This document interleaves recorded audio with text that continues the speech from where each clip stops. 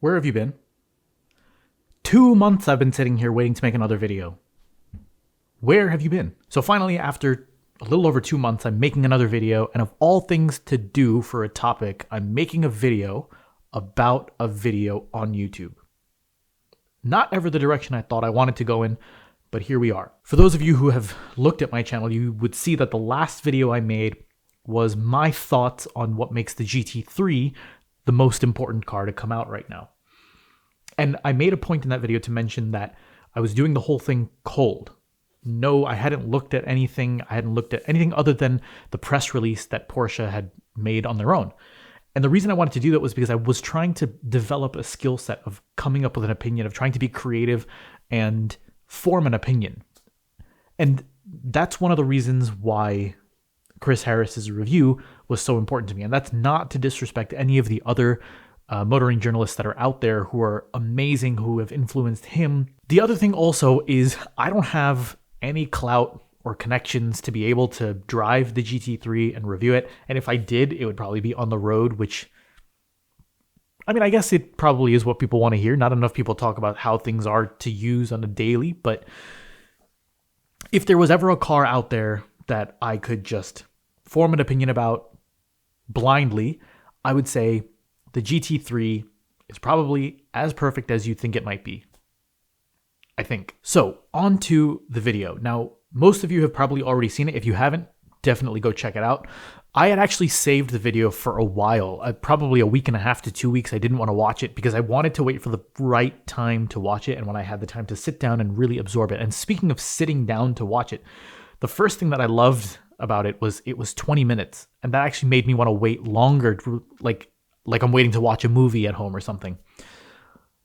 It was great to see one of these videos come up after so long from Chris. And I wish he would just do more of the videos that has done in the past, the on cars or the Chris Harris drives, the more like in-depth, raw, authentic type videos. And it's funny because he says the same thing in that video of him driving the GT3, that this is one of those nerdy, in-depth, hardcore reviews. And that's when you see the real journalist come out. And so along those lines, one of the most amazing things, one of the things that made me want to talk about this video so much was the fact that this was his authentic self. And he tends to have his authentic self come out in so many other videos. But the GT3 is one of those videos and one of those cars that made him really just, it was a culmination of all of the things that make him a great journalist. And that's something to be said about the GT3, because one of the things I had thought about was as a dream car, and I know a dream car could be anything, but I think to myself, if I had the ability, would I get a Turbo S? Would I get a GT3? It's only until recently that I had an appreciation for the GT3. But this and some other interviews that you look at sort of give the answer. No, the Intercooler, for example, with Dan Prosser and Andrew Frankel, they had an hour-long podcast just on the GT3. This is a car that people talk about has the soul, right? Like the Turbo S feels like a blunt instrument or feels a bit bland to some people because it doesn't have the passion that you would expect. But then everyone says, well, then get the GT3. That's what's, I think, so significant about the car from for lack of a better word, a pop culture standpoint. It brings out something in people. There's everything from the normally aspirated engine to the heritage, to the way it handles, to the way it's built, all these things.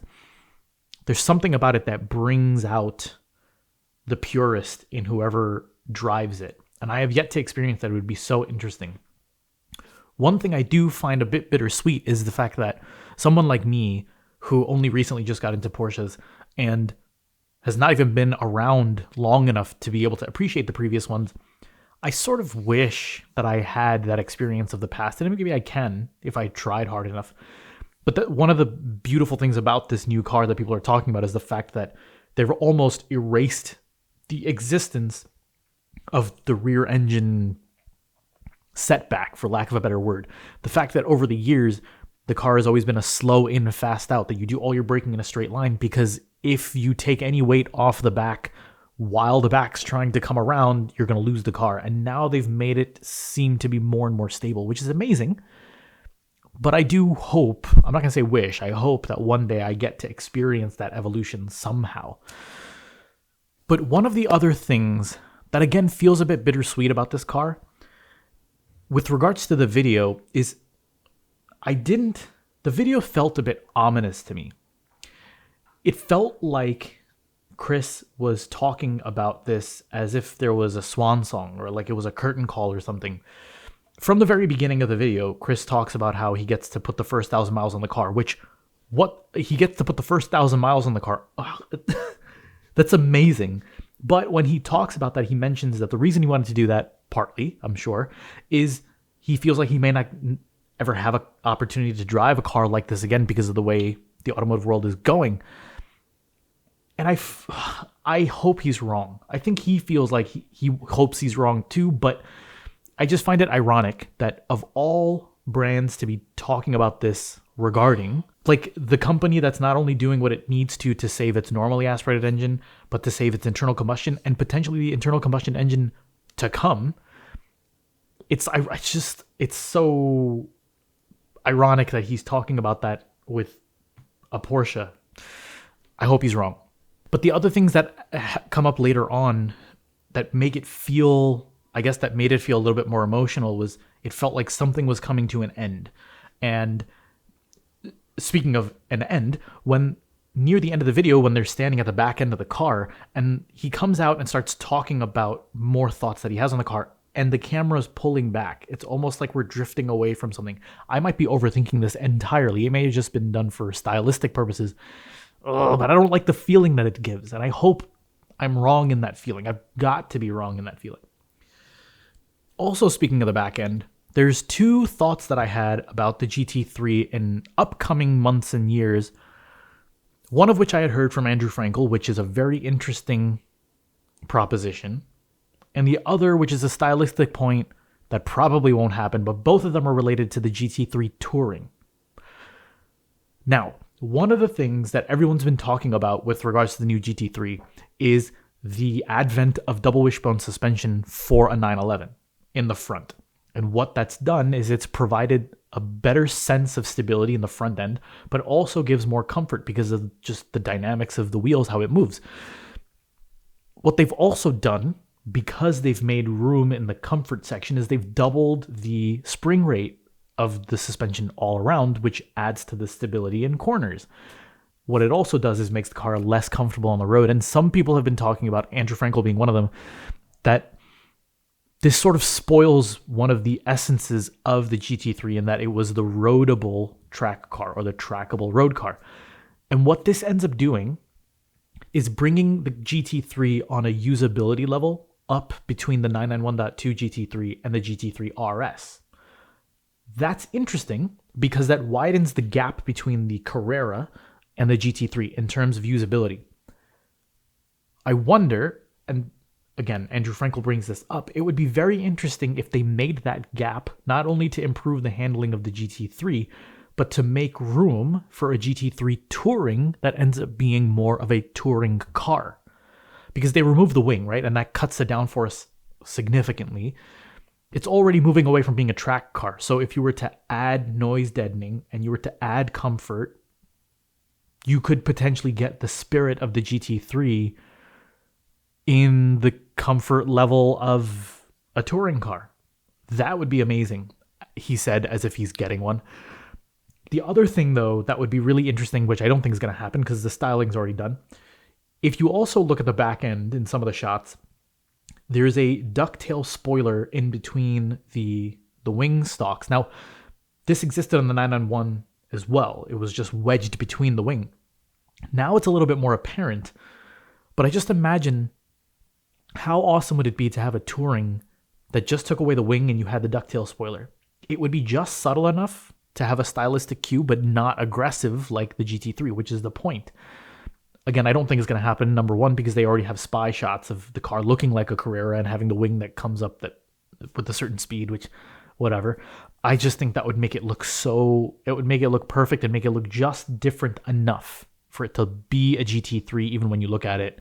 I can't believe I sat down to make a video about a GT3 review and ended up just talking mostly about Chris Harris. I'm not entirely sorry about it, but I'm sure people who know me and people who don't are probably going to flame me for it. But I'm okay with it because the direction I feel like I'm going in terms of a passion and potentially, hopefully, a side career if I'm good enough at it. When certain people influence you, it's hard not to pay attention to every little detail. But if, Chris, you're watching this video, which I don't know if you ever will, but if you are, then first of all, I swear I did not have plastic surgery to look like you. And secondly, thank you. You are going to be the first person among anyone else to say humbly that your job is not that serious in the grand scheme of the world. It doesn't make that much of a difference.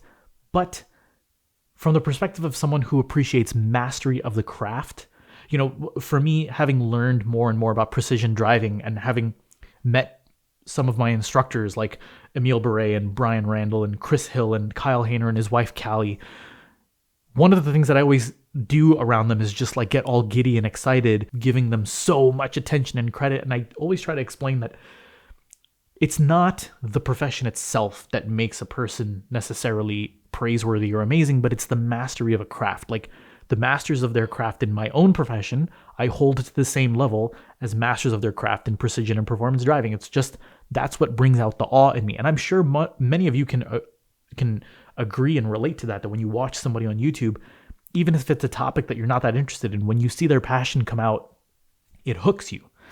And so when someone like Chris comes along and brings their seat time and their experience and their knowledge and their genuine just interest in soaking up all the information and is able to put it out in a way that's palatable and masterful, people, again, gravitate towards what I would consider to be authority. And so from this fetus of a YouTuber, you may not want to be called an influencer, but you definitely have influence. With that, that's the end of my thoughts. Again, I know it's not the most exciting video, and speaking of which, the last video I made got 100 times more views than the number of subscribers I had at the time. Mind-blowing. And my subscriber base more than doubled because of that video. And I'm so just in awe. And I thank everyone. And I'm going to say that so many times, it's going to become nauseating. But I can never stop thanking the people who are watching, because it's your time that you're spending and you're choosing to spend it with me. And it's because of the what I would call loyalty and the interest that exists out there that's going to get me to keep coming back. And I actually started to feel guilty when I saw the subscriber base going up, because I was like, people are signing up to subscribe. It's free, but still it takes a click, right? It takes an intention, and I haven't even put anything up. And so that's what got me to sit back down here and make a video. I hope it was valuable to you. I hope it was at least entertaining. One of the reasons why I decided to do a video like this was because of the conversation and opinions that get generated and get put in the comments below. So definitely leave them. I love reading them. I love responding to them. But I appreciate all of you, and I look forward to making the next one. But until then, I'll see ya.